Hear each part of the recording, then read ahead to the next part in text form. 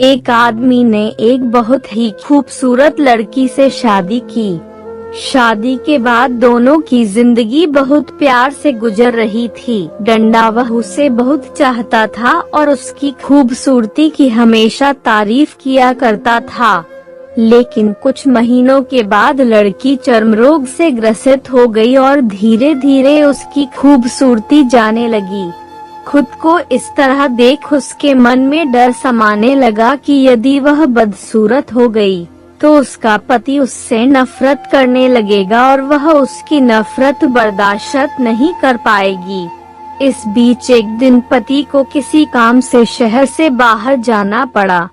काम खत्म कर जब वह घर वापस लौट रहा था उसका एक्सीडेंट हो गया।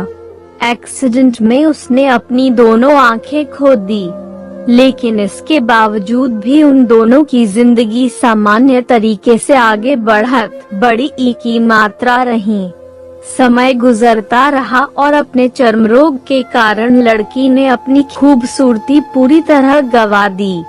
वह बदसूरत हो गई, लेकिन अंधे पति को इस बारे में कुछ भी पता नहीं था, इसलिए इसका उनके खुशहाल विवाहित जीवन पर कोई प्रभाव नहीं पड़ा। वह उसे उसी तरह प्यार करता रहा। एक दिन उस लड़की की मौत हो गई।